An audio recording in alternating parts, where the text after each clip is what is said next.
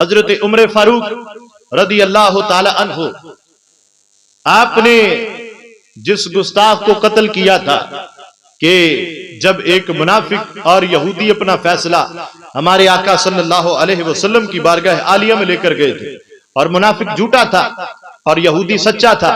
اور سرکار نے یہودی کے حق میں فیصلہ دے دیا اور وہ حضرت عمر کے پاس گیا۔ حضرت عمر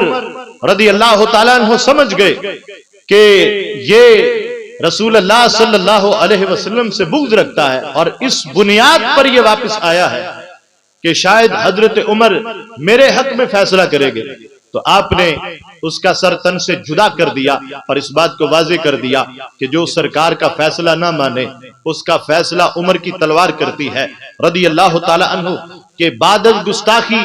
جو ہے، کتنا بڑا بھی کوئی مسلمان تھا تو گستاخی کے بعد وہ مسلمان نہیں رہتا، کافر ہو جاتا ہے۔ اور ایک قاعدہ بھی ہے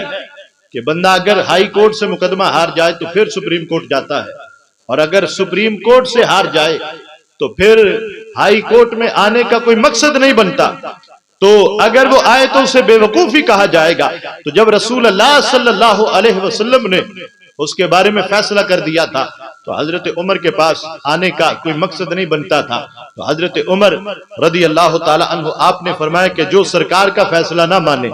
اس کا فیصلہ میری تلوار کرے گی۔ تو گستاخ کو قتل کر کے آگے یہ پیغام دیا کہ جو ہمارے آقا صلی اللہ علیہ وسلم کی توہین کرتا ہے تو اس کو قتل کرنا یہ خالی حاکم کی ہی ذمہ داری نہیں، حاکم کی ذمہ داری وہاں ہے جہاں نظام مصطفیٰ نافذ ہو اور پھر جو ہے اسلام نافذ ہو، بادشاہ پکا سچا رسول اللہ صلی اللہ علیہ وسلم کا غلام ہو اور گستاخوں کے بارے میں کوئی نرم رویہ نہ رکھتا ہو، تو وہاں ہے کہ حاکم کی ذمہ داری۔ اور جو آج پوری دنیا پہ حالات ہے، اور اگر کوئی رسول اللہ صلی اللہ علیہ وسلم کی شان پہ بونکتا ہے تو اسے قتل کرنا حاکم کی ذمہ داری نہیں ہے، ہر مسلمان کی ذمہ داری ہے کہ اسے جہاں پائے اسے وہی پہ قتل کر دے۔ حضرت عمر کے اس فعل سے اگر جو ہے کوئی خالی حاکم وقت کی ذمہ داری ہوتی، اللہ کی طرف سے وحی آ جاتی، یا رسول اللہ صلی اللہ علیہ وسلم منع کر دیتے کہ اے عمر آئندہ ایسا نہ کرنا، گستاخ رسول کو قتل کرنا یہ صرف اور صرف حاکم کی ذمہ داری ہے۔ مگر رسول اللہ صلی اللہ علیہ وسلم نے قطعاً ایسا نہ کہا، اللہ نے وحی کے ذریعے بھی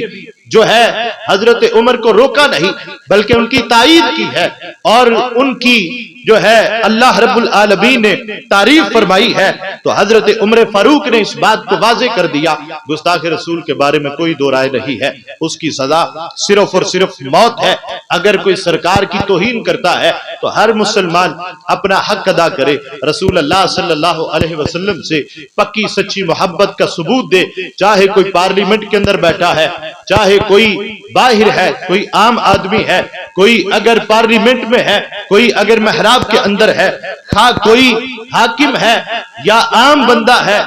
ہر محبت رسول صلی اللہ علیہ وسلم کا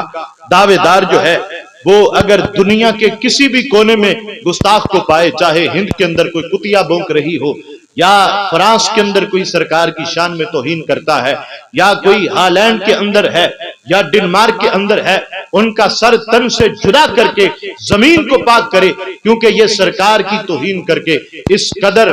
بڑے مجرم ہیں کہ جینے کا حق ہو بیٹھے ہیں۔ سرکار کی توہین کرنے کے بعد ان کے جسم اور شریر اس قدر گندے ہو چکے ہیں، اگر ان کا زمین سے صفایا نہ کیا گیا تو اللہ کا جو ہے خوف ہے کہ کہیں اللہ کا عذاب برسنا شروع نہ ہو جائے، ان کی نحوست کی وجہ سے آسمانوں سے کہیں پتھر برسنا شروع نہ ہو جائے، کیونکہ دنیا کے اندر بڑے سے بڑے کافر کو پناہ دی جا سکتی ہے، بڑے سے بڑے مجرم کو چھوڑا جا سکتا ہے، مگر کوئی رسول کریم صلی اللہ علیہ وسلم کی شان مقدس میں بونکتا ہے اسے جینے کا کوئی حق نہیں ہے، وہ جینے کا حق کھو بیٹھا ہے۔ تو گستاخ رسول اگر خانہ کعبہ کی دیوار کے ساتھ بھی لپٹا ہو اور غلاف کعبہ کے ساتھ وہ چمٹا ہوا ہو اور چھپا ہوا ہو، وہاں بھی وہ جینے کا حق نہیں رکھتا۔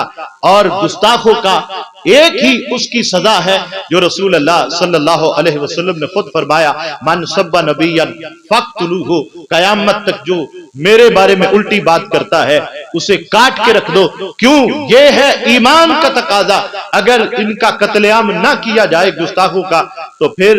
یہ رسول اللہ صلی اللہ علیہ وسلم کی شان طیبہ میں بے باک ہو کر بھونک سکتے ہیں، اور سرکار کی توہین جو ہے جس انداز میں یہ کر رہے ہیں۔ اور پھر آگے مسلمان کا خصوصاً حاکم وقت کا یہ انداز ہونا چاہیے کہ ناموس رسالت کے مسئلے پر، ختم نبوت کے مسئلے پر کفار کی رگ رگ کے اندر مسلمان کا خوف ہونا چاہیے، کیونکہ کی محمد سے وفا تو نے تو ہم تیرے ہیں، یہ جہاں چیز ہے کیا لوح و قلم تیرے ہے۔